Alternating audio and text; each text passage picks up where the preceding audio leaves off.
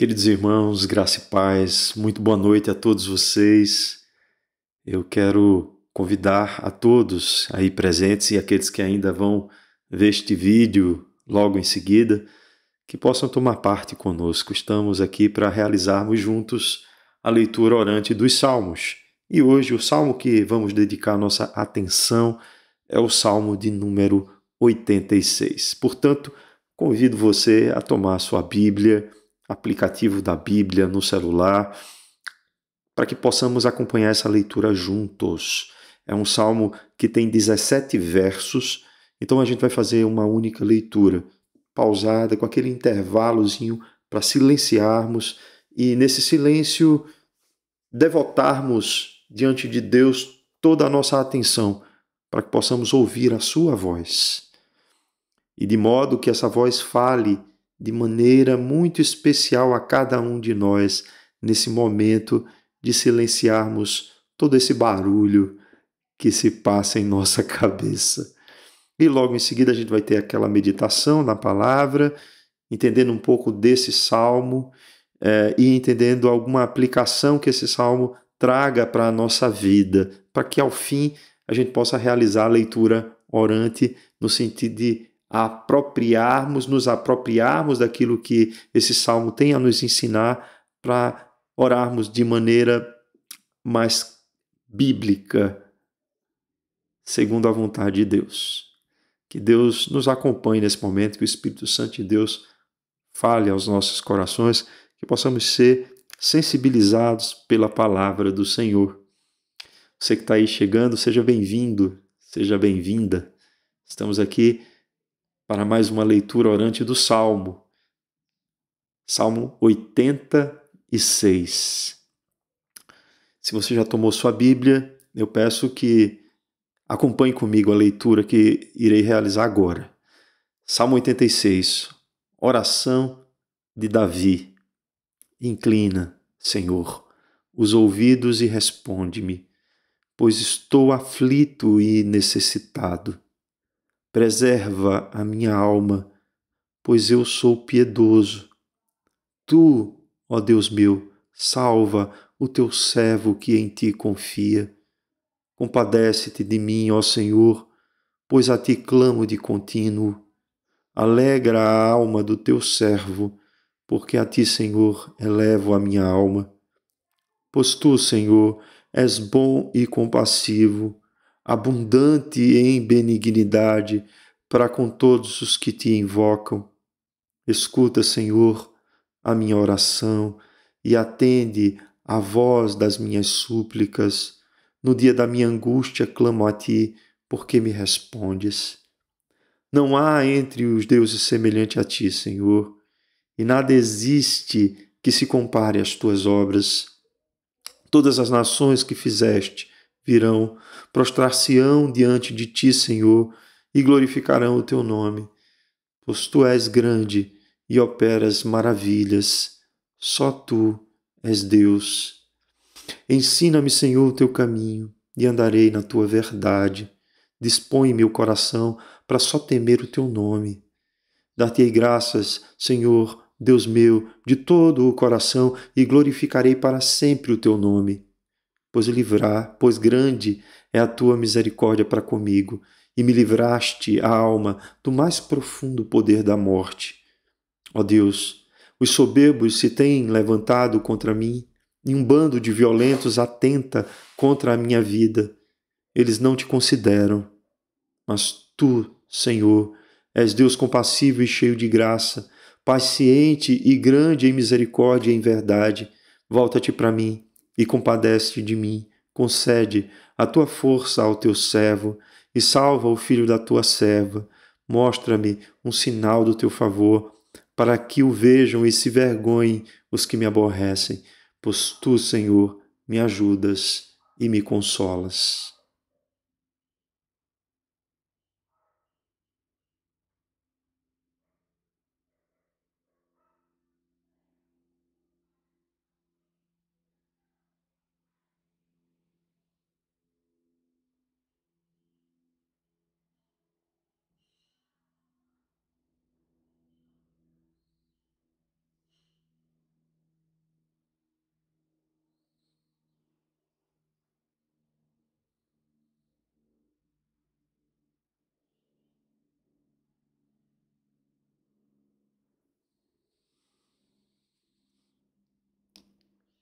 Ensina-me, Senhor, o teu caminho e andarei na tua verdade.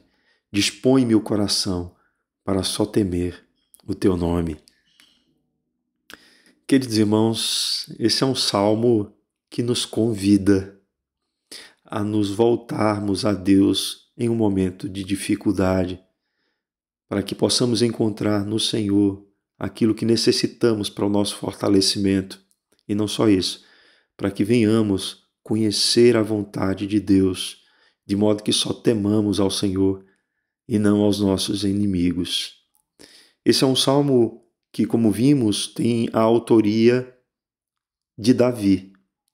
E é um pouco interessante a gente tratar disto aqui, porque a gente está numa coletânea de salmos que são dos filhos de Corá. E de repente aparece um salmo de Davi. A gente precisa entender o contexto, né?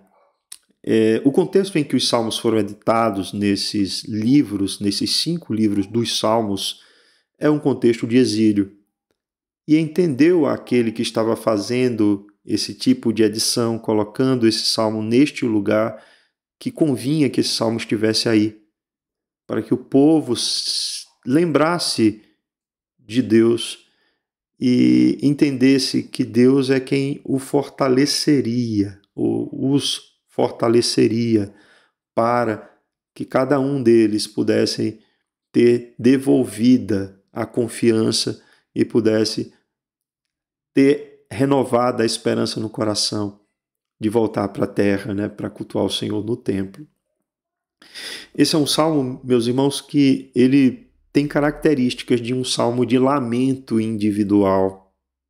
É um salmo em que existe uma queixa, que não aparece nos primeiros versos, mas vai aparecer lá no fim essa queixa, dizendo-se lá no verso 14 que os inimigos têm se levantado contra, no caso, o rei Davi, contra o salmista, assim como aconteceu com o povo de Deus em relação aos babilônios. Então a gente tem aqui um motivo de o salmo estar nesse lugar. Fica muito coerente dentro dessa coletânea esse salmo estar posto onde está posto. Então podemos entender que esse salmo nos traz uma lembrança daquilo que Deus é capaz de fazer para a restauração do seu povo. E embora tendo sido escrito por Davi e colocado aí neste lugar, ele ocupa um sentido muito pertinente dentro desse corpo dos salmos que está aqui dessa coletânea dos filhos de Corá. Uma coisa também importante é que esse salmo ele tem uma estrutura um pouco fragmentada para a maioria desses salmos de lamento, em que a queixa, geralmente nos salmos de lamento, aparece nos primeiros versos. Não é o caso aqui. A gente vai ter, sim, o lamento do verso 1 ao verso 7, né? Mas a gente vai ter logo em seguida um louvor ao Senhor, que está aí dos versos 8 até o verso 10. Para que logo em seguida aconteça uma petição na qual o salmista roga a Deus que o seu coração possa ser um coração ensinado por Deus para viver na verdade de Deus e glorificar a Deus por tudo aquilo que Deus é em seus atributos, em suas qualidades inerentes, mas também por aquilo que Deus é capaz de fazer ao livrar a sua alma do mais profundo poder da morte. Para que a gente tenha aí, logo em seguida, o motivo desse lamento, né? No verso 14, que vai se falar que os soberbos se levantaram contra o salmista. Os violentos, né, atentam contra a vida do salmista, ou seja, ele está sofrendo um risco de morte, porque pessoas têm se levantado, os inimigos têm se levantado contra ele. E aí no verso 15, ele mais uma vez resgata a certeza na confiança de que Deus é compassivo, que Deus é cheio de graça, cheio de misericórdia e verdade, e que Deus ele vai se voltar e vai se compadecer do salmista e vai conceder a ele força para que ele possa ser salvo. Ao final, o salmista pede para que Deus demonstre por meio de um sinal que ele é na vida desse salmista, no caso de Davi, e que os inimigos vejam esse sinal e fiquem envergonhados, mostrando que Deus é favorável, assim, ao seu povo, e esse povo com o qual ele tem uma aliança. Então, entendida essa estrutura, meus irmãos, fica mais fácil a gente ler o Salmo e a gente trazer algumas aplicações para a nossa vida. Vamos primeiro fazer aí uma leitura desses primeiros 5 versos, né? Ou até mais, até o verso 7. Esses versos aí do 1 ao 7, a gente vai ver que existe um paralelismo que é chamado de paralelismo progressivo. Tem uma moldura literária aqui, meus irmãos. Ele diz assim: inclina, Senhor, os ouvidos e responde-me, pois estou aflito e necessitado. E essa palavra responde-me abre uma porta para que o salmista possa expressar qual é a maneira de Deus respondê-lo. E no verso 7, ele continua a dizer assim: no dia da minha angústia clamo a ti, porque me respondes. Responde e responde. O que tem dentro dessas duas palavras, responde, do verso 1 e do verso 7, vai expressar quem é Deus para o salmista, né? E eu gostaria de abordar essas expressões do salmista para que isso possa fortalecer a nossa fé aqui também, nesta leitura orante. Primeiro ele diz que Deus ele se inclina, primeiro ele diz que Deus preserva a sua alma. Ele está aflito e necessitado, ele demonstra isso no primeiro verso. E ele diz assim: preserva a minha alma. Está aí no verso 2, pois sou piedoso. Tu, ó Deus meu, salva o teu servo, que em ti confia. Deus preserva a alma, Deus salva. São características de Deus, preservar a alma daqueles que põem a sua fé no Senhor. Temos aqui uma característica de que Deus é um Deus redentor. É um Deus que nos salva, que nos resgata. É um Deus que vem ao nosso encontro nos momentos de dificuldade para nos propiciar salvação, libertação. É esse Deus que a esse Deus que o salmista dirige a sua oração. E ele, ao resgatar essa memória de que Deus é um Deus que liberta todos aqueles que o confiam, que salva e preserva a alma daqueles que confiam, que depositam nele a fé, ele faz com que todos aqueles que estavam ali no cativeiro babilônico pudessem também crer e ter renovada no coração essa esperança. Isso também se aplica a nós como povo de Deus em nosso tempo. Queridos irmãos, temos a quem recorrer no dia da angústia, no dia da dificuldade, porque esse dia certamente virá. A palavra de Deus nos diz que cada dia traz consigo o seu próprio mal. Sendo assim, meus irmãos, há dias e dias. Há dias em que nos sentimos mais confortáveis com a vida e há dias que nos sentimos mais angustiados. Tanto num dia quanto no outro, Deus está presente em nossa vida. Agora, a maneira como nos dirigimos a Deus depende de como estamos vivenciando essa experiência, não é? Aqui o salmista está nessa condição de perceber uma opressão do inimigo que atentava contra a vida dele. Ali os que estavam no cativeiro babilônico estavam vivendo sob a opressão de uma nação inimiga e desejando a restauração. E nós, o que estamos vivendo, né? Para que possamos buscar a Deus como aquele que nos salva, aquele que preserva a nossa vida. Muitas vezes estamos vivendo situações difíceis. Nós temos na Presbiteriana Nova Esperança irmãos que trabalham como guardas no município, né? E essas pessoas estão, de alguma forma, se expondo aos perigos e aos riscos que a sua profissão demanda dele. Qual é a oração que fazemos em favor desse irmão? Senhor, preserva o nosso irmão, guarda-o, livra-o do mal. Age, Senhor, de modo que ele não venha a sofrer com essa violência que campeia em nossa sociedade. Então, temos no coração um motivo para orarmos em favor do nosso irmão por conta disto. Mas é muito provável que todos nós temos também alguma luta cotidiana que nós temos que nos deparar com ela, que talvez ela não seja uma luta que nos ponha em risco a vida, mas é uma luta que nós travamos e que revela o quanto do nosso coração está inclinado a fazermos a vontade de Deus ou a cedermos aos apelos desse mundo. É a luta contra a nossa própria carne, contra as nossas próprias inclinações pecaminosas.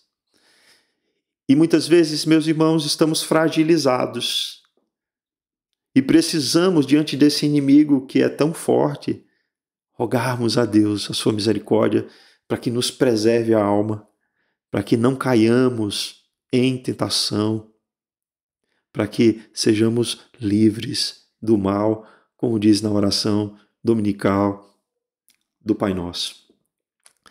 Primeira coisa, temos aí que Deus é quem preserva a nossa vida e quem nos salva, que possamos buscar a Deus nesse sentido.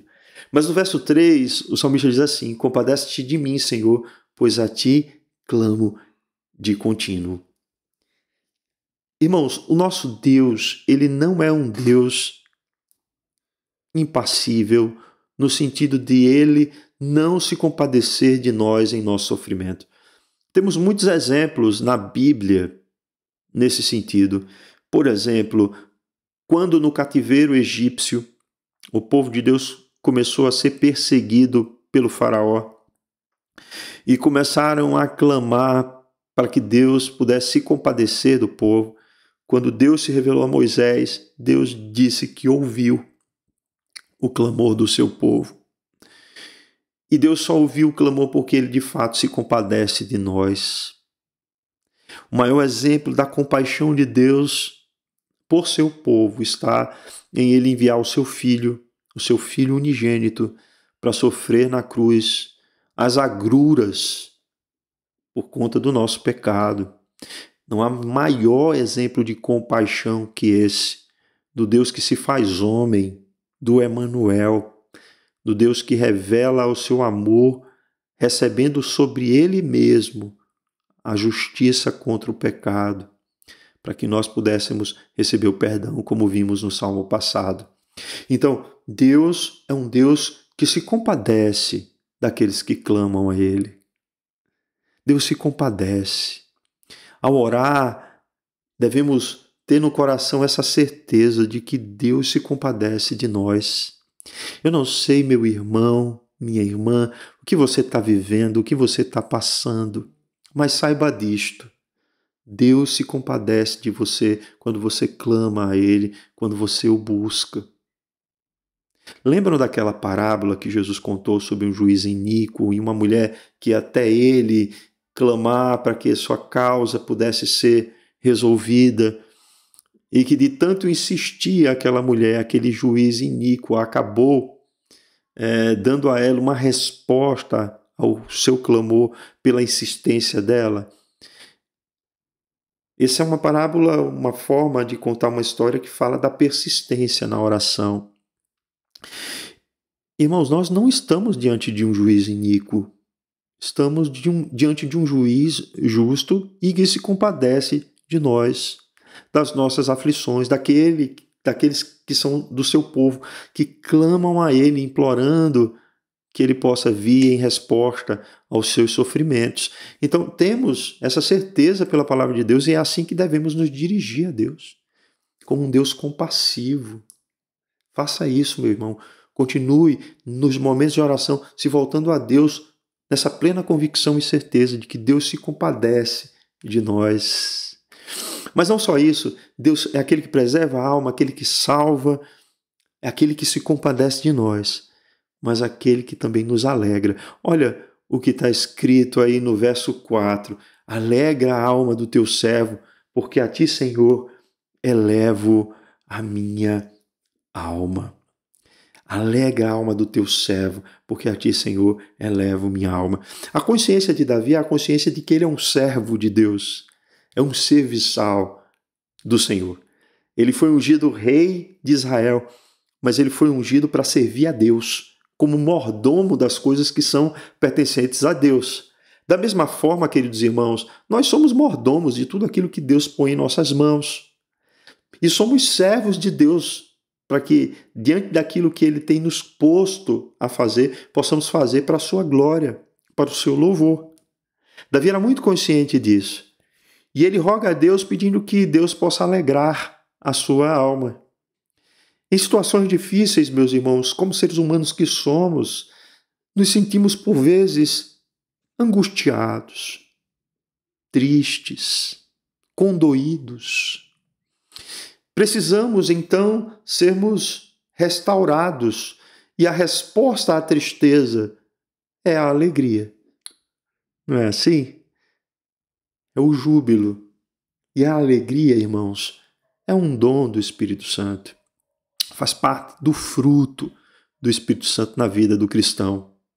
Precisamos entender que nesse mundo a gente vai sofrer, haverá sim sofrimento por conta da nossa condição de pecado, por conta da nossa natureza fragilizada pelo pecado, por conta das nossas emoções que elas mudam de acordo com as situações em que enfrentamos e vivemos. Então precisamos ser revestidos da alegria de Deus. Precisamos orar nesse intuito de que Deus venha sobre nós e nos revista com alegria. É muito ruim vivermos dias em que não encontramos prazer, não encontramos satisfação, não encontramos nada que possa trazer ao nosso coração alento. E se voltarmos para a palavra de Deus, encontraremos muitos e muitos casos de pessoas que foram servos de Deus, viveram uma vida piedosa, mas que sofreram e se entristeceram e precisaram ser alegrados por Deus. Queridos irmãos, há motivos de tristeza que são realmente factuais, né? São fatos, são uma realidade. A perda de um ente querido, né? A sensação de que as coisas estão ficando difíceis para o nosso sustento, a sensação de que os dias estão cada vez mais intensamente repletos de violência e maldade ao nosso redor. Então, tudo isso pode gerar em nossos corações tristeza, insegurança, né? Medo, emoções que fazem parte da nossa natureza humana. Mas uma coisa é certa, meus irmãos, podemos buscar em Deus contentamento em meio a essas dificuldades. E eu tenho convicção de que uma vez que buscamos a resposta nele, encontraremos nele também tudo aquilo que necessitamos. E Deus nos concede alegria. Deus nos concede alegria. Está ficando aí difícil, meu irmão? Busque no Senhor a alegria de Deus. Talvez você não vai encontrar alegria naquilo que você está buscando alegria, mas em Deus há alegria. Por mais que vivenciemos dificuldades e até mesmo tristezas, parece até contraditório, mas não é. Encontramos a alegria em Deus. Parece que o mundo está desabando ao redor, mas se estamos buscando a alegria na fonte genuína de toda alegria, que é Deus, receberemos a alegria por meio da ação do Espírito Santo em nossos corações. Alegra a alma do teu servo.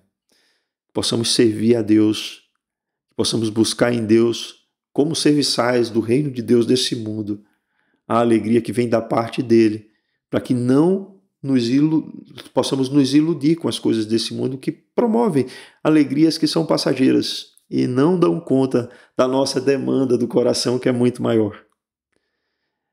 Deus é o Deus que preserva a nossa alma, que nos salva, que se compadece de nós e que alegra a alma do seu servo.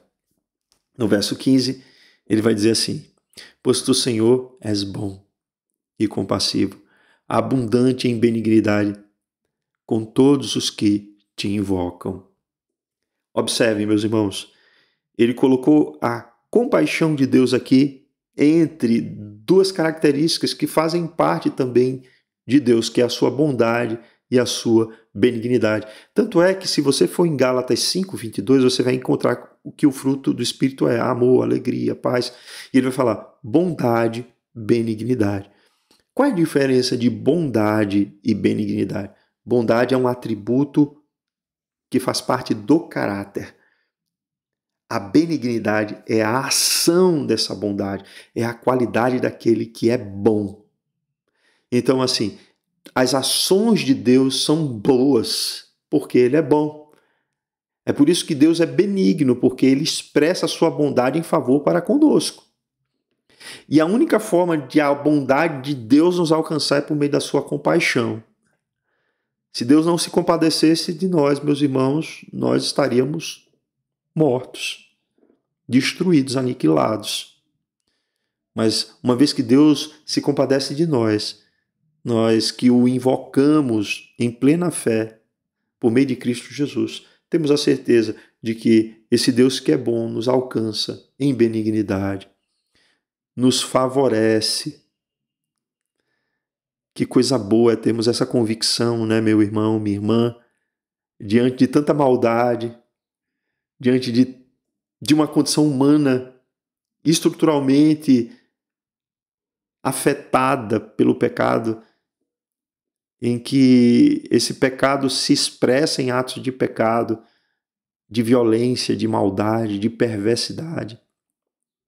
A gente possa crer que existe um Deus que é bom e que expressa a sua bondade, alcançando os nossos corações e vidas com sua benignidade, se compadecendo de nós, miseráveis pecadores. Que Deus bom é esse, né, meus irmãos? Que Deus maravilhoso é esse? Então, quando a gente pega cada uma dessas expressões trazidas aqui pelo salmista, nos damos conta de que servimos a um Deus que quer o nosso bem. Lembra que a gente viu que Deus tinha sobre nós pensamentos que eram pacíficos no Salmo passado? No Salmo 85? Agora temos a constatação disto aqui, né? Está muito claro para nós.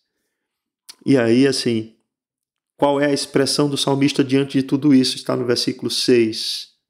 Escuta, Senhor, a minha oração e atende a voz das minhas súplicas.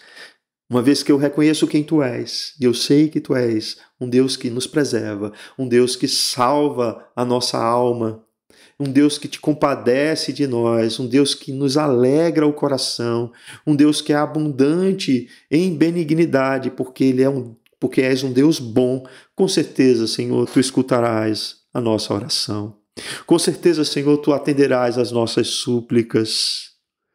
E aí ele repete aquilo que disse lá no verso 1, com palavras um pouco diferentes, mas ele diz a mesma coisa: no dia da minha angústia clamo a Ti, porque me respondes.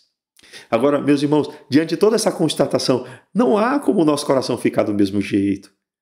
Nós irrompemos agora a Deus em louvor. Assim é o que acontece com o salmista Davi aqui no Salmo 86. A partir do verso 8 até o verso 10, emerge de seu coração um louvor a Deus. Ele diz assim: não há entre os deuses semelhante a Ti, Senhor, e nada existe que se compare às Tuas obras. Todas as nações que fizeste virão, prostrar-se-ão diante de Ti, Senhor, e glorificarão o Teu nome, pois Tu és grande e operas maravilhas, só Tu és Deus. Irmãos, o louvor, ele nasce de um coração que conhece a Deus, conhece os seus atributos, conhece as suas obras. E é por isso, meus irmãos, que o louvor, ele não é simplesmente uma expressão verbal. O louvor é algo que mobiliza todo o nosso ser por um conhecimento que não é um conhecimento apenas teológico, mas é um conhecimento relacional que temos deste Deus, que vivemos com Ele, que o seu Espírito habita a nossa vida. Então, não há como nós, cristãos, que conhecemos a Deus, não louvarmos a Deus. E o louvor que se expressa dos nossos lábios atesta a verdade que já está bem sedimentada em nossos corações sobre quem é o nosso Deus. O salmista, ele diz, não há entre os deuses semelhante a ti, Senhor. Quando ele está dizendo Deus, ele está falando daquelas divindades que existiam ali no Antigo Oriente Próximo e que eram falsos deuses, eram ídolos pagãos. Ele está dizendo, esses daí não se comparam a ti. Não é possível nem se comparar, porque tu és o único, tu és o verdadeiro. Nada que tu faças é semelhante ao que acreditam que eles possam fazer, esses falsos deuses. Porque tu és grande, tu és magnífico e tu operas maravilhas. Tu operas sinais que atestam a respeito de quem tu és. E aí, meus irmãos, há algo aqui dentro desse salmo que é interessante, porque se é dito que todas as nações, Deus não é Deus apenas do povo de Israel, Deus é Deus sobre todas as nações. Deus exerce o seu domínio sobre todas as nações. E haverá um dia que todas as nações virão e adorarão perante o Senhor e glorificarão o nome do Senhor. Temos aqui, meus irmãos, nítida a noção sobre quem é Deus e quem nós somos. Sobre que, mesmo sendo iluminados para que compreendamos essas verdades, ainda assim estamos muito distantes de percebermos a grandeza de Deus na sua totalidade. Somos como quem conhece em parte aquilo que Deus aprove a Ele nos revelar a respeito de si, mas Deus ainda é muito mais grandioso do que aquilo que podemos conceber em nossa mente pequena e frágil. Deus, Ele deve ser louvado por tudo aquilo que Ele é e por tudo aquilo que Ele tem feito, porque as suas obras atestam a respeito do seu ser. As suas obras revelam a grandeza de Deus e não há nada nem ninguém que possa se comparar a Ele. Um coração, meus irmãos, que se dá conta da salvação de Deus. Um coração que reconhece que Deus se compadece de nós em nossas fraquezas. Um coração que se alegra na presença de Deus. Um coração que percebe a bondade de Deus e a sua benignidade. É um coração que louva a Deus. Que louva a Deus. Espero que isso fique claro para nós. Por quê? Porque os versículos 12 até o versículo 13 vai deixar isso ainda mais claro nas expressões do salmista. Observe o que o salmista Davi disse: ensina-me, Senhor, o teu caminho e andarei na tua verdade. Dispõe o meu coração para só temer o teu nome. Irmãos, observem que o salmista tinha a plena convicção de que essas verdades eram frutos de uma ação sobrenatural de Deus, fazendo-o conhecer a Deus. Ou seja, Deus é quem ensina o salmista o seu caminho. É o próprio Deus quem produz isso. Não há como o ser humano, por si próprio, conseguir compreender essas coisas, viver essa realidade de um relacionamento com Deus, sem que o próprio Deus não tome a iniciativa de fazê-lo. É por isso que, assim, no Salmo 85, a gente percebeu no último verso que Deus, em sua justiça, vai ao nosso encontro. Vai ao nosso encontro. É Ele quem toma a iniciativa. Ensina-me, Senhor, o teu caminho e andarei na tua verdade. Observem que não é o caminho que nós buscamos a Deus, é o caminho que já está posto por Deus para nos alcançar, é o caminho que devemos andar. Nós não criamos, meus irmãos, um caminho para o relacionamento com Deus. É o próprio Deus quem nos trouxe esse caminho. E esse caminho a gente sabe muito bem quem é. É Jesus Cristo. Jesus Cristo disse a respeito de si: eu sou o caminho e a verdade e a vida. Ninguém vem ao Pai a não ser por mim. Temos aqui, meus irmãos, um eco deste salmo nas palavras de Jesus. Se você deseja viver um relacionamento com Deus, é preciso que você creia em Jesus Cristo. É preciso que você conheça a verdade de Deus. É preciso que você se dê conta de que há um caminho posto para esse relacionamento com Deus. E que esse caminho é a própria vida de Deus revelada a nós em Cristo Jesus. Dispõe o meu coração para temer só o teu nome. Observe, meus irmãos, que o salmista ele tinha uma clara noção de que os inimigos dele eram cruéis e, portanto, buscavam a Deus. É provável que ele sentia medo no coração. Quem não teme pela sua vida, não é verdade? A não ser que seja louco, mas todos nós tememos pela nossa própria vida. Mas o que o salmista está dizendo aqui é que ele gostaria de ter um coração que não temesse nada mais, mas que só temesse a Deus. Irmãos, se nós tivermos na nossa igreja presbiteriana Nova Esperança, na nossa igreja presbiteriana de Jacareí, na nossa igreja presbiteriana de Vila Branca, pessoas que só temam a Deus e nada mais, veremos na cidade de Jacareí uma grande revolução. Uma revolução da promoção do reino de Deus entre as pessoas. Porque o que muitas vezes impacta a nossa vida para que não sejamos testemunhas do evangelho onde estamos é o medo. É a nossa covardia.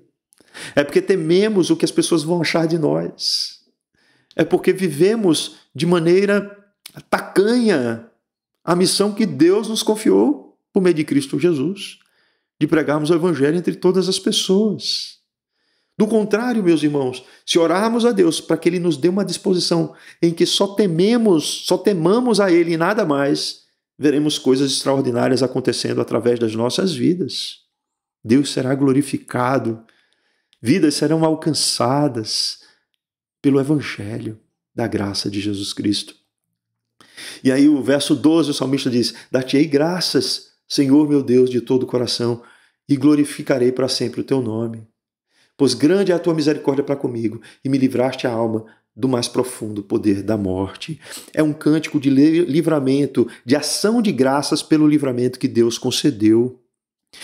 Essa disposição de Davi em querer ter um coração que só tema a Deus, ela tem uma motivação, que é o livramento que Deus o concedeu de morte. E de modo que essa motivação fazia com que o salmista buscasse a Deus em ação de graças. Queridos irmãos, se nós, antes de conhecermos a Cristo, vivíamos mortos em nossos delitos e pecados e fomos salvos pela mão poderosa de Deus, porque as nossas vidas, muitas vezes, não expressam ingratidão, essa nossa devoção a Deus, de modo que testemunhemos de Deus com ousadia, do Espírito Santo de Deus, a respeito das obras de Deus, de que Deus é grande, magnificente, que Deus é cheio de misericórdia, mas que opera maravilhas, que Deus é capaz de arrancar pessoas das mais profundas e tenebrosas condições e trazê-las para a luz de uma nova vida restaurada por Ele. Porque muitas vezes, meus irmãos, somos tão tímidos. Será que isso não demonstra a nossa pouca gratidão por tudo aquilo que Deus tem feito por nós, por aquilo que Ele já fez por nós, entregando o Seu Filho para a nossa salvação? Porque Deus livrou a nossa alma do mais profundo poder da morte por meio do sacrifício de Jesus Cristo. Queridos irmãos, precisamos pensar e avaliar a nossa vida com base nesse texto. E aí temos os versículos consecutivos, né? No versículo 14 se expressa aqui o motivo da lamentação. A queixa está aqui. Ele diz assim: ó Deus, os soberbos se têm levantado contra mim, e um bando de violentos atenta contra a minha vida. Eles não te consideram. Ele está dizendo: Senhor, aqueles que me perseguem, eles não temem a ti, porque eles, na verdade, nem te conhecem. E eles buscam lutar contra mim, mas eles buscam me tirar a vida. São essas pessoas, Senhor, que lutam contra mim. Talvez no período do exílio, se cantasse esse louvor ou se fizesse esta oração, pensando da seguinte maneira: os babilônios se levantaram contra nós, Senhor. Um bando de violentos se levantaram contra a nossa própria vida. Eles não te conhecem, eles não te consideram. Eles são pagãos. Irmãos, quando observamos a nossa sociedade, vemos que o secularismo tem crescido de forma galopante. Vemos que cada vez mais os símbolos cristãos estão sendo retirados de lugares públicos. Vemos que as menções que estejam relacionadas ao cristianismo, especialmente ao cristianismo, estão sendo retiradas de espaços públicos ou não estão sendo permitidas, seja no fazer profissional, seja na vida cotidiana. Queridos, não é difícil entender isso. Algumas profissões, a minha profissão mesmo, a psicologia, eu não posso abordar a minha fé. Vejo muitos profissionais que são de outras religiões abordando as suas convicções religiosas dentro do campo da psicologia. Mas quando se trata do cristianismo, meus irmãos, isso vira um grande problema. Observem que a gente vive em meio a um povo que não considera a Deus. E quanto mais esse povo desconsidera a Deus, mas ele sofre com isso. O salmista, ele se compara a esse povo ao dizer que no coração dele, ele daria graças ao Senhor e só temeria e buscaria só temer a Deus, porque ele sabia que Deus é um Deus salvador e rico em misericórdia para com ele. Agora nós, meus irmãos, será que diante dessa sociedade estamos simplesmente baixando a nossa cabeça? Não estamos também agindo de maneira igual àqueles que não consideram a Deus? Talvez, meus irmãos, a gente sem perceber está assim. Agora, há uma virada aqui no texto, no verso 15, porque ele, ao dizer destes que o perseguem, ele muda para ele e vai dizer o que é que ele entende. E ele vai dizer o que é que se passa em seu coração. Observe, ele diz assim: mas tu, Senhor, és Deus compassivo e cheio de graça, paciente e grande em misericórdia e em verdade. Queridos, o pecado só não destrói a nossa sociedade toda de maneira imediata, porque Deus ainda exerce com a sua graça comum misericórdia sobre a vida das pessoas. Porque se não fosse esse o fato, essa sociedade já teria entrado em absoluto colapso. Todos nós já havíamos se autodestruídos. Deus, meus irmãos, é um Deus compassivo e cheio de graça, até mesmo com aqueles que não o consideram, até mesmo. E ele ora, o salmista, dizendo assim: volta-te para mim e compadece-te de mim. Concede a tua força ao teu servo e salva o filho da tua serva. Irmãos, percebe-se aqui que o salmista reconhece que Deus é um Deus que se compadece do seu povo, da geração daqueles que o buscam. Está lá no Decálogo, em Êxodo 20. que diz que até 1000 gerações daquele que o busca, Deus age de maneira misericordiosa. A questão, meus irmãos, a gente tem vivido de maneira que os nossos filhos, os nossos netos possam ser impactados pela palavra de Deus através do nosso testemunho de vida?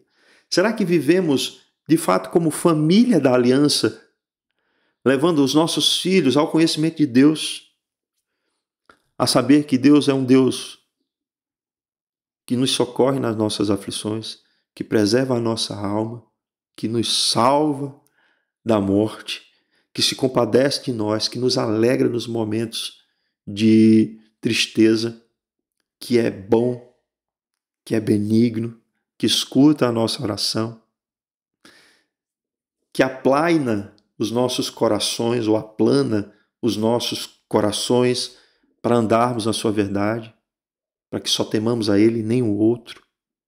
Será que vivemos assim, meus irmãos? Porque o salmista deixa claro que é Ele quem dá força a Davi. É Deus quem dá força. É Deus quem salva o filho da sua serva.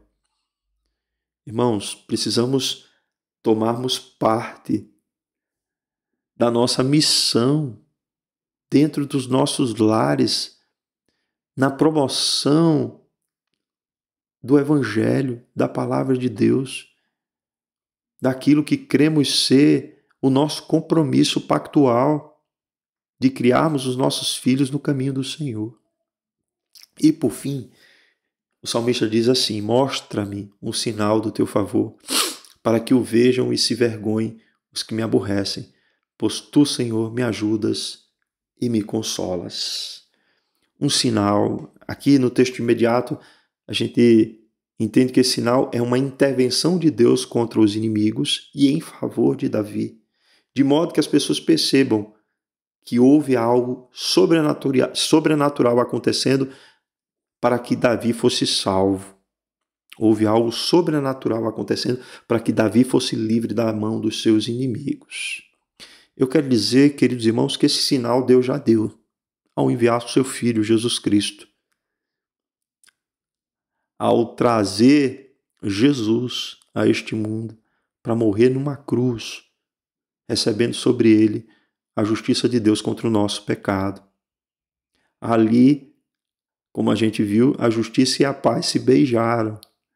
A gente viu isso no Salmo passado, no Salmo 85. Jesus Cristo é o sinal, é a resposta dessa oração de Davi. Jesus Cristo já veio para a salvação daqueles que confiam em Deus. Jesus Cristo já veio para dar sinal, né, de que aqueles que estão em Deus serão chamados pelo Espírito Santo à fé em Jesus Cristo para a sua salvação. Jesus Cristo é a resposta da oração de Davi. Jesus Cristo é a resposta da nossa oração.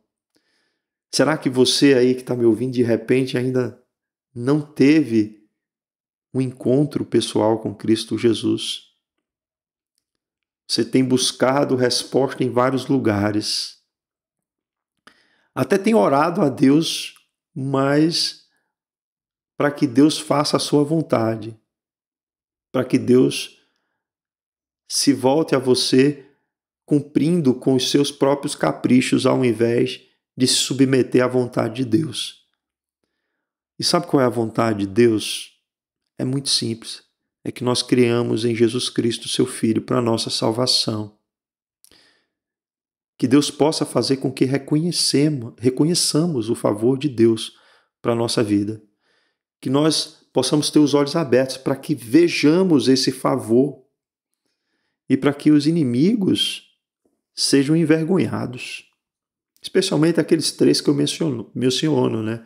A nossa própria natureza caída, o sistema corrompido e mundano deste mundo e as hostes angelicais do mal. Que eles sejam envergonhados, esses que nos aborrecem, né? E que nos tentam afastar da glória do Evangelho de Cristo Jesus. O fato é que, por meio de Cristo Jesus, temos paz com Deus, como vimos no Salmo 85. Mas por meio de Cristo Jesus temos a ajuda de Deus expressa sobre as nossas vidas. Por meio de Jesus Cristo, que enviou o seu Espírito a cada um de nós, temos o consolo de Deus sobre as nossas vidas. Que Deus aplique essa palavra em nossos corações. Vamos orar? Santo Deus e Pai, há muitos momentos, Senhor, que nos angustiamos. E em meio à angústia, Senhor, nós invocamos o Teu nome, porque sabemos que Tu nos respondes. Tu nos respondes, Senhor, sobretudo demonstrando quem és, que Tu és um Deus que preserva a nossa alma, que salva a nossa vida, que Tu és um Deus que te compadeces de nós nas nossas dificuldades e aflições, que Tu és um Deus que nos alegra o coração nos momentos de tristeza, que Tu és um Deus bom e benigno, és um Deus que nos escutas. Queremos, Senhor, louvar o Teu nome porque não há ninguém semelhante a Ti. Tu és o único e verdadeiro Deus, por meio de quem nós somos salvos, por meio de quem nosso coração é ensinado a conhecer o Teu caminho, por meio de quem somos trazidos a um relacionamento vivo contigo, que não se baseia apenas naquilo que sabemos, mas se baseia na ação sobrenatural do Teu Espírito vindo aos nossos corações, fazendo que deixemos de temer as coisas desse mundo e te temamos, para que possamos cumprir com a missão de propagar o Evangelho entre todas as pessoas. Ajuda-nos, Senhor, a reconhecer quem és, a saber, Senhor, que a nossa sociedade vive cada vez mais distante de Ti, não Te conhece, não Te considera, mas que ainda assim Tu és um Deus misericordioso, porque não deixas que essa sociedade ela se destrua completamente. Ajuda-nos, Senhor, a sermos, para muitas pessoas, a resposta, apresentando a elas Jesus Cristo, Teu Filho, porque Tu nos deste o sinal, um menino nos nasceu, o Filho se nos deu e o governo está sobre os Seus ombros. E o Seu nome foi chamado de Maravilhoso, Conselheiro, Deus Forte, Pai da Eternidade, Príncipe da Paz. Por meio do sinal que nos deste, encontramos, Senhor, da Tua parte, todo o auxílio que necessitamos em Cristo Jesus. E recebemos, pelo envio de Cristo Jesus, o Espírito Santo sobre a nossa vida, que nos traz consolo. É essa a nossa oração aqui, em Cristo Jesus, Teu Filho, nosso Senhor. Amém e amém. Queridos irmãos, que Deus nos abençoe e até a próxima leitura orante dos Salmos.